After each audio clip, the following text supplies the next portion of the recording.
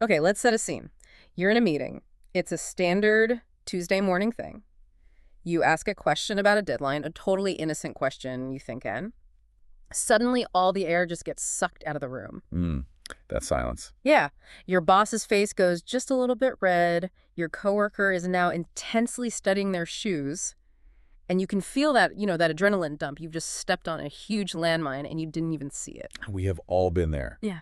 And the silence is just screaming, isn't it? And in that moment, for me at least, the instinct is it's pretty binary. I either want to dig in and fight back because now I feel attacked, Right. or I want to just crawl under the table and pretend I never spoke. It's pure fight or flight. That's a Mhm. biological imperative. Your body thinks it's preparing for a physical threat, but the only threat is what? Social awkwardness, Mm. professional tension. And here's the problem. Neither of those responses, fighting or fleeing, actually solves the issue of the deadline. Not at all. Which is exactly why we are here today. We are doing a deep dive into crucial conversations, tools for talking when stakes are high. It's the classic text by Patterson, Grenny, McMillan, and Switzler. It really is. And calling it just a communication book feels like it's an undersell. It's more like a manual for emotional de-escalation in a world that feels like it's constantly trying to trigger us. That's a great way to put it. It's really a framework for how to be honest when being honest feels dangerous. Mhm. And the whole premise is fascinating because the authors argue that the quality of your life, your career, your marriage, your relationship with your kids, it's all basically defined by how you handle these very specific high-stakes moments. So let's define that. Let's define the terrain here. Because not every chat by the coffee machine is a crucial conversation. If I'm debating pineapple on pizza with you, that's not what we're talking about, right? Well, unless you feel very strongly about pineapple on pizza, probably not. No. Oh. The authors give us a specific triad. A conversation turns crucial when three ingredients are present. First, opinions vary. Simple enough. We don't see eye to eye. Second, emotions are running strong. This isn't just dry data. There are feelings involved. And third, Third, and this is the big one, the stakes are high. opinions vary, strong emotions, high stakes. Got it. And that high stakes part is the key. And we're not just talking about, negotiating $1 million contract. It's asking for a raise. It's confronting a roommate who never cleans up. Or telling a family member they've overstepped a boundary. Exactly. It's any moment where the outcome could genuinely shift the trajectory of a relationship or, your daily life. Okay, so the book uses this central metaphor that I found really helpful about the pool of shared meaning. Oh. Can we unpack that? It sounds a little abstract, but they treat it like it's the whole point of any dialogue. It is the North Star. Yeah. Think of it this way. Everyone comes into a conversation with their own little personal pool of meaning. Yeah. Their opinions, their feelings, their experiences. And the authors say that in a healthy relationship or a healthy team, the goal is to get all of that individual meaning into a central collective pool. Why? Is it just about making everyone feel heard? Well, yes, that's part of it, but it's actually much more practical. The pool of shared meaning is basically the collective IQ of the group. As that pool gets bigger, you have more data. And when you have more data? You make better decisions. If people hold back their meaning, if they don't put their piece of the puzzle into the pool, the group is flying blind. They're making choices based on incomplete information. So the goal isn't winning the argument. The goal is just filling the pool. That's it. If you can keep the dialogue flowing and the pool filling, you win. The moment the dialogue stops, everybody loses. But here's the catch, and this is where I really struggle. When I'm in that moment, my heart's racing, I'm, a little sweaty. My brain is not thinking about a pool. It's thinking about survival. It's thinking, he's attacking me, I need to defend myself. The book talks a lot about safety. Is that the antidote to the adrenaline? That is the pivotal concept. The authors argue that when a conversation goes south, we usually blame the content. We think, oh, I shouldn't have brought up the budget, or I shouldn't have mentioned the dirty dishes. Right. We think we use the wrong words. But the research shows people rarely get defensive about what you're saying. They get defensive because of why they think you're saying it. They get defensive when they don't feel safe. So, if I can maintain safety, I can say almost anything. Within reason, yes. Think about a time a close friend gave you some really tough feedback, but you took it well. Why? Because I knew they had my back. I trusted them. I felt safe. Exactly. And the opposite is true. If you don't feel safe, someone could pay you a compliment like, nice presentation, and you'll immediately start analyzing it for sarcasm. What do they really mean by that? Right. Right. So master communicators are constantly monitoring for safety. They're like safety watchers. And the book gives us two categories of danger signs when safety is failing: silence and violence. Okay, violence seems obvious. That's the yelling, the finger pointing, the fight response. But silence, that feels safer, doesn't it? I mean, if I just keep my mouth shut, at least I'm not making it worse. That is such a common misconception. The authors frame silence as its own form of aggression. It's passive aggression. How so? Because you are withholding meaning from the pool. You are manipulating the flow of information, whether you're masking, using sarcasm or sugarcoating, or you're withdrawing from the conversation entirely. You're being just as controlling as the person who's shouting. Wow. That's a heavy realization. I think I'm definitely a silence type in conflicts. I just shut down to, keep the peace. But you're not keeping the peace. You're letting the problem rot. You're creating this debt in the relationship. The issue doesn't just vanish because you didn't talk about it. It festers. Okay, so the rule is, if I spot those signs, if someone goes silent or gets violent, I have to stop. I can't just push through the argument. You stop. You step out of the content. You have to rebuild safety before you can even touch the issue again. And the text says you do that by looking at two conditions: mutual purpose and mutual respect. Let's break those down. Mutual purpose seems simple enough. Do we want the same thing? But in a conflict, usually we don't want the same thing. If I'm asking for a raise, I want more money, my boss wants to save money, we have opposite purposes. At a surface level, yes. But mutual purpose is about finding a shared goal that's deeper than the immediate fight. In the salary example, the mutual purpose might be, we both want me to be highly motivated and compensated fairly so I can deliver the best results for the company. So you have to zoom out until you find the we. You have to verbalize that common ground. And then there's mutual respect. Which feels like a binary switch. It is. Can I respect you as a human being even if I think your idea is terrible? The second contempt enters the room. The eye roll, the sneer, that dismissive tone. The conversation is dead on arrival. You just can't have a crucial conversation without respect. So if I catch myself feeling that contempt, if I'm looking at someone and thinking, you're an idiot, I have to check myself first. You have to start with heart. This is all the internal work. Before you can fix the conversation out there, you have to fix what's going on in your own head. This was the part of the book that really, really challenged me, because when I get angry, my purpose usually shifts, I might start a conversation wanting to fix a schedule, but 5 minutes in, if I'm being honest, what I really want is to win. Or to punish them for being annoying. Exactly. That's the ego hijack. The authors call these the sucker's choices. We trick ourselves into thinking we have to choose between winning and losing, or between being honest and being liked. I can either tell the truth and be a jerk, or I can be nice and say nothing. I feel that dilemma all the time. The way to break out of that is to ask the and question. How can I be 100% honest and 100% respectful? Just forcing your brain to try and solve that puzzle, it actually calms your body down. Okay. You move out of your lizard brain and into your frontal cortex. Okay, so let's say I've done that. I'm calm, I have a good purpose, but I'm still angry. I look at the facts of what happened, and I'm mad. But the book has this section on mastering your stories that says, facts don't cause emotions. Our stories do. This is the path to action, and it's the core psychological engine of the entire book. It completely challenges the idea that you made me mad. Which is a very hard pill to swallow when someone is, being a jerk. It is.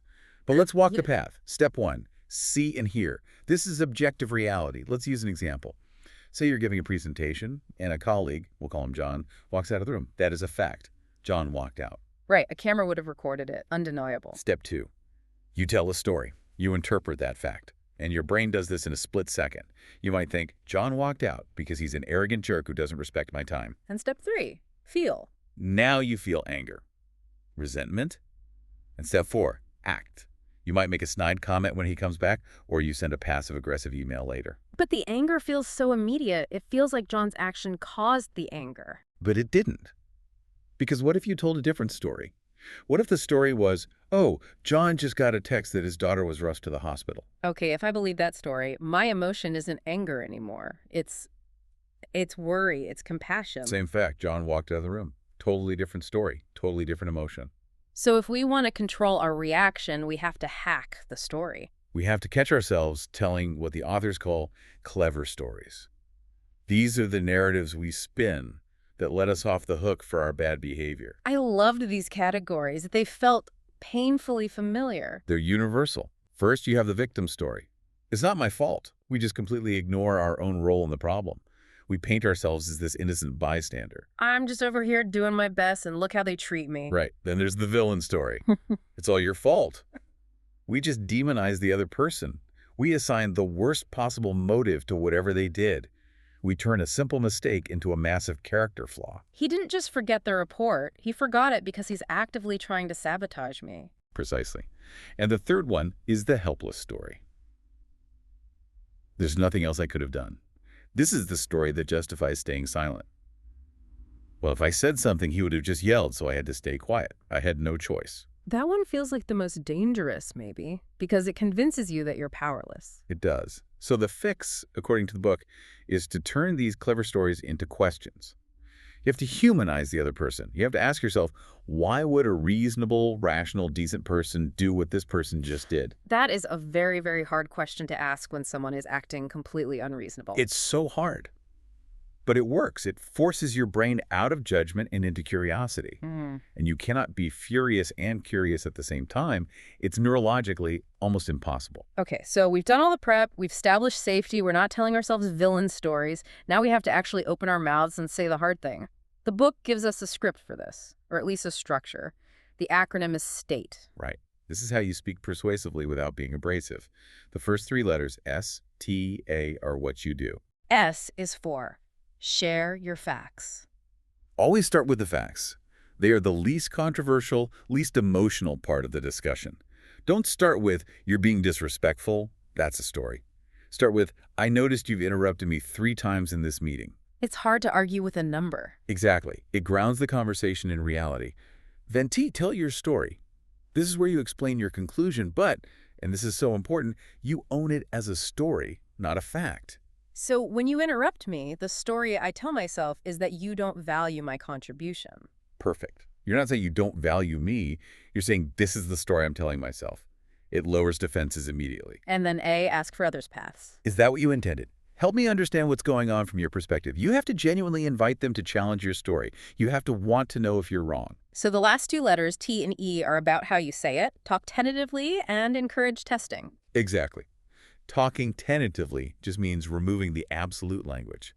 So swap, the fact is, in my opinion, swap, it's obvious that. I'm starting to think that. I have to play devil's advocate for a second. Doesn't that make you sound weak? I mean, if you're a leader, shouldn't you sound decisive?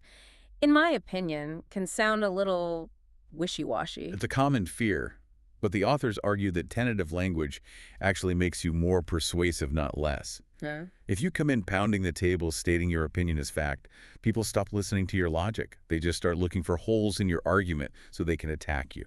So that softness actually invites them to consider the idea instead of fighting it? Paradoxically, yes. By admitting you might be wrong, you make it safe for them to agree with you.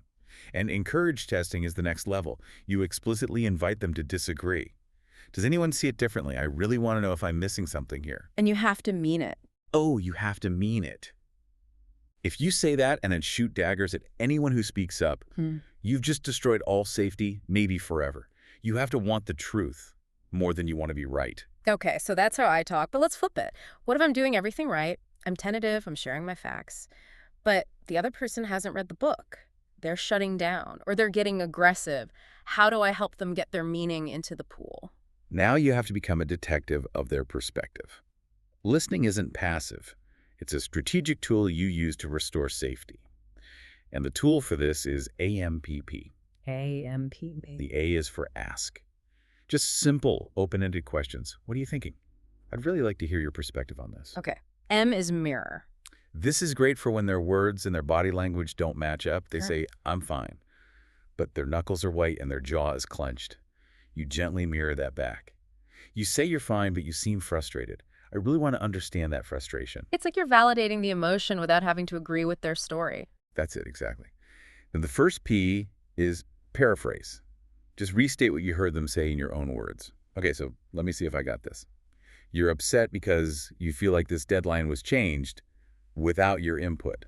Is that it? That phrase, "is that it," is so powerful. It gives them the last word. It does, and it calms people down instantly because they feel heard. But the final P, that's the advanced move. Prime. And this is for when they're giving you the silent treatment, right? When they just won't talk. Exactly. They're stuck. They think it's safer to say nothing. So you prime the pump.